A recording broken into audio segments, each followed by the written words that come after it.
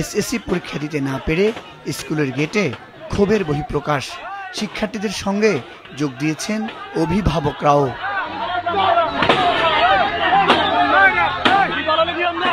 সারা দেশে শিক্ষার্থীরা যখন এসএসসি পরীক্ষায় বসেছে, ঠিক সেই সময় কক্সবাজারের উখিয়া উপজেলার এই হলদিয়া পালং আদর্শ বিদ্যাপীঠের ১৩ শিক্ষার্থী দিতে পারেনি পরীক্ষা। যদিও স্কুলের পক্ষ থেকে তাদের আশ্বাস দেওয়া হয়েছিল, নিয়েছে ফর্ম ফিল আপের টাকাও, কিন্তু শেষ দিনেও তারা পায়নি প্রবেশপত্র। আমার বাবা মা জানে যে কত কষ্ট করে টাকা দিছে, ওরা চাররা জানে না। ওরা আমাদের সাথে এরকম করছে কেন? আমরা এই অপরাধের বিচার চাই। আমাদের পাশে কেউ দাঁড়াচ্ছে না। ওরা কি করতেছে? ওরা বলে আমি কথা বলছি, ওরা বলে কেটে দিছি, মানে কেটে দিছে, তোমাদের ইচ্ছা যা তাই করো। ওরা কিচ্ছু বলে না, বলে আমরা কি করব? ওরা কিসের পড়াশোনা করতেছে?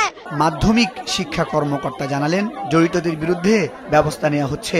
এরই মধ্যে স্কুলের প্রধান শিক্ষককে হেফাজতে নিয়েছে পুলিশ। উখিয়া রত্না পালং কেন্দ্রের কিছু পরীক্ষার্থী তারা ফর্ম ফিল আপ করতে না পারার কারণে পরীক্ষায় অংশগ্রহণ করতে পারেনি বলে আমি আমার মাধ্যমিক শিক্ষা অফিস সূত্রে জানতে পেরেছি। বিষয়টা হচ্ছে ওই ১৩ জন পরীক্ষার্থীর মধ্যে ৩ জন ছাত্র, ১০ জন ছাত্রী। ওরা মূলত হলদিয়া পালং আদর্শ উচ্চ বিদ্যালয় পাতারবাড়ি বাজারে স্কুলের স্টুডেন্ট, কিন্তু ওদেরকে রেজিস্ট্রেশন করানো হয়েছে রুম্পা পালং উচ্চ বিদ্যালয়ের নামে। ফলে ওরা টেস্ট পরীক্ষায় অংশ করেছে রুম্পা পালং মাত্রা ওই স্কুলের নামে, কিন্তু ওই স্কুল থেকে ওদেরকে অকৃতকার্য বলে ফর্ম ফিল আপ করানো হয় নাই।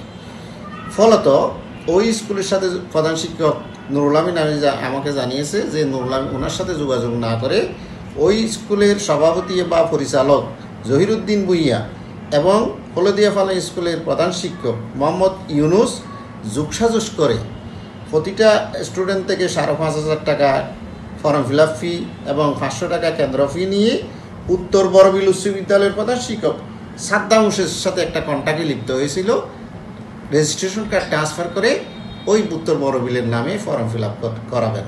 কিন্তু সেইটা ওনারা বোর্ড কর্তৃপক্ষের সাথে হয়তো ওইভাবে বোঝাপড়া হয় নাই, করতে পারে নাই। ফলে তারা আর ওই ১৩ জন স্টুডেন্টকে অ্যাডমিট দিতে পারে নাই। ফলে ওই ১৩ জন শিক্ষার্থী এই পরীক্ষায় অংশগ্রহণ থেকে ব্যর্থ হয়েছে। এবার কক্সবাজার জেলায় এসএসসি দাখিল ও সমমান পরীক্ষা হচ্ছে ৫৩টি কেন্দ্রে। পরীক্ষার্থী ২৯,০৭৯ জন। মুজাহিদ সাকিফ, মাছরাঙ্গা নিউজ ডেস্ক।